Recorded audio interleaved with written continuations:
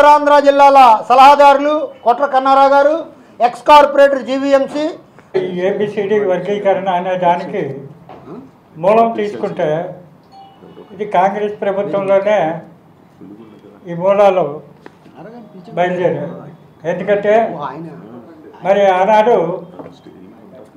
భారతదేశానికి స్వాతంత్రం వచ్చిన తర్వాత భారతదేశ కేబినెట్లో బాబు జగజీవన్ రామ్ గారు కార్మిక శాఖ మంత్రిగా ఉండి కార్మిక శాఖ మంత్రిగా చేస్తూ మన భారతదేశ రాజ్యాంగంలో పొందుపరిచిన రిజర్వేషన్స్ ఆయన అమలు చేస్తూ ఉండేవారు. అలాగే తర్వాత పోస్టల్ మినిస్టర్గా వచ్చిన తర్వాత కూడా రిజర్వేషన్స్ని అమలు చేస్తూ ఉంటే కొంతమంది ఆనాటి కాంగ్రెస్ వాదులు ఈ రిజర్వేషన్స్ని అమలు చేయొద్దని ఆయన మీద గట్టిగా ప్రెషర్ తీసుకొస్తే నేనేం తప్పు చేయటం లేదు, భారతదేశ రాజ్యాంగంలో ఉన్న షెడ్యూల్డ్ కాస్ట్కి ఉన్న హక్కుల్ని నేను అమలు చేస్తున్నాను తప్ప కానీ అంతకంటే నేనేం చేయటం లేదని మరి ఆనాడే జగజీవన్ రామ్ గారు భారత పార్లమెంట్లో ప్రకటన చేయడం జరిగింది. దాని తర్వాత మళ్ళీ ఆయన రైల్వే మినిస్టర్గా వచ్చిన తర్వాత రైల్వే మినిస్టర్గా కూడా ఈ రిజర్వేషన్స్ అమలు చేసేటప్పుడు మళ్ళీ వీళ్ళు వెళ్ళి ప్రైమ్ మినిస్టర్ గారికి కంప్లైంట్ చేయడం జరిగింది. చేస్తే జగజీవన్ రామ్ గారిని పిలిచి అడిగితే జగజీవన్ రామ్ గారు ఒకటే చెప్పారు. అలాగా కొంతకాలం జరిగిన తర్వాత ఇక మా దాకా వచ్చి ప్రజల్లోకి వచ్చిన తర్వాత విశాఖపట్నం నుంచి నేను మరి కొప్పుల వెంకటరావు గారు అలాగే మరి కొప్పుల శ్రీరాములు గారు ఇలాగా కొంతమంది కలిసి ఆనాటి నుంచి ఉద్యమం చేస్తున్నాము. ఈ ఉద్యమం మేము చేస్తున్నామంటే మాకున్న స్థాయిలోనే మేము చేశాం. తర్వాత మరి మందాకృష్ణ గారు ఎప్పుడైతే ఈ ఉద్యమంలోకి వచ్చి ఉద్యమాన్ని చేపట్టారో అప్పటి నుంచి ఈ యొక్క ఉద్యమం బాగా ఉధృతంగా అందుకుంది.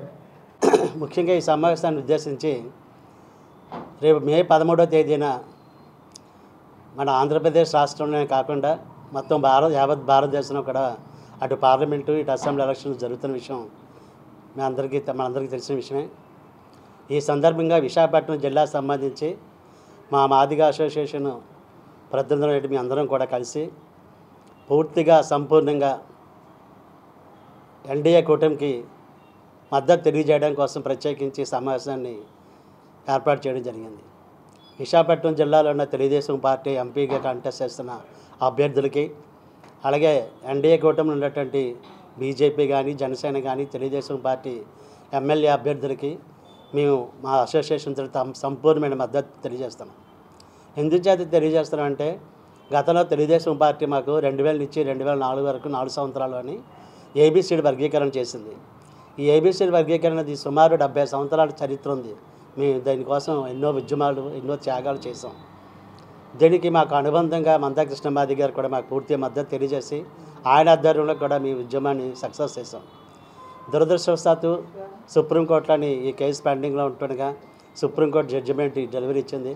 అందులోని సుప్రీంకోర్టు ఏం తీర్పు ఇచ్చిందంటే పార్లమెంట్లో బిల్లు కాకుండా ఆంధ్రప్రదేశ్ రాష్ట్రంలో ఎస్సీ వర్గీకరణ జరగకూడదని చెప్పేసి అది గౌరవ సుప్రీంకోర్టు తీర్పు ఇవ్వడం జరిగింది. ముందుగా మరి ఏదైతే మందకృష్ణ మాదిగ తన జీవితాన్నే పోరాటంగా చేసుకొని పోరాడుతున్నారు, దానికి ఈవేళ ప్రధానమంత్రి నరేంద్ర మోడీ గారి మద్దతు తెలియజేయడం, దాని మీద ఇక్కడున్నటువంటి విశాఖ పౌరులందరిగా తరపు నుంచి ముందుగా నరేంద్ర మోడీ గారికి ధన్యవాదాలు తెలియజేస్తూ అలాగే మందకృష్ణ మాదిగ చేస్తున్న పోరాటానికి మంచి రోజులు వచ్చాయని చెప్పి నమ్ముతూ మరి ఇందాక పెద్దలు చెప్పినట్టు రేపు ఎన్డీఏకి మరి ఎంఆర్పిఎస్ ఏదైతే సపోర్ట్ చేస్తుందో దానికి నేను మద్దతు ఇస్తూ నేను ఒక బీసీ నాయకుడిగా ఈ మహానగరంలో ఒక సభ్యుడిగా కొన్ని విషయాలు ఇంకా మీకు చెప్పదలుచుకున్నాను. నేను రాజకీయాల్లో 45 సంవత్సరాల నుంచి ఉన్నా. ఇక్కడ పుట్టి పెరిగినటువంటి వ్యక్తిని నేను. బీసీ కమ్యూనిటీలో బాగా వెనుకబడినటువంటి కులంలో పుట్టినటువంటి వాడిని నేను. ఒక గాండ్ల కమ్యూనిటీ సంబంధించినటువంటి వాడిని. నరేంద్ర మోడీ గారి క్యాస్ట్. నరేంద్ర మోడీ క్యాస్ట్ మా క్యాస్ట్ ఒకటి. అయితే బాగా వెనుకబడిన కులం, మరి దాంట్లో పుట్టిన వ్యక్తిని నేను. మరి ఈవేళ మనకు రమణ పెట్టినటువంటి ప్రెస్ మీటింగ్ నేను కూడా రావడం ఎందుకంటే ఈవేళ ఉన్నటువంటి ప్రభుత్వం చేస్తున్నటువంటి కొన్ని కార్యక్రమాలు, దానివల్ల నష్టపోతున్నటువంటి అణగారినటువంటి ఎస్సీ ఎస్టీ బీసీ కులాలు ఎలాగా నష్టపోయాయో, ఆ నష్టపోవడం అన్నది వల్ల ఎంతమంది ప్రాణాలు తీసుకున్నారో కొన్ని విషయాలు తెలియజేసి, మరి ఈవేళ ఎన్డీఏగా ఈ 3 పార్టీలు పోటీ చేస్తున్నాయి. మరి ఈవేళ జగన్మోహన్ రెడ్డి గారు గత 5 సంవత్సరాలుగా సుమారు 130 సార్లు బటన్ నొక్కారు. ఆ బటన్ నొక్కడం వల్ల కొంతమందికి లబ్ధి జరిగింది. ఎలాంటి లబ్ధి జరిగింది? తాత్కాలికమైనటువంటిది, కంటి దుడుపు చర్యలతో జరిగింది. రూపాయి ఇవ్వడం, 100 రూపాయలు లాక్కోవడం. ఒక చేత్తో రూపాయి ఇవ్వడం, 100 రూపాయలు వేరే చేత్తో తీసుకునేటువంటి పరిస్థితి. ఈవేళ నేను ముఖ్యంగా ఎక్కువ చెప్పదలుచుకోలే. ఈవేళ ఇస్తున్న పథకాల వలన మరి ప్రజలు సోమరపోతులుగా తయారవడమే కాకుండా ఈవేళ చదువుకున్నటువంటి విద్యార్థులు రాబోయే రోజుల్లో వాళ్ళు ఏ విధమైన ఉపాధి లేకుండా మరి నిరుద్యోగంతో మరి రోడ్డు మీద పడేటువంటి పరిస్థితులు జరుగుతున్నాయి.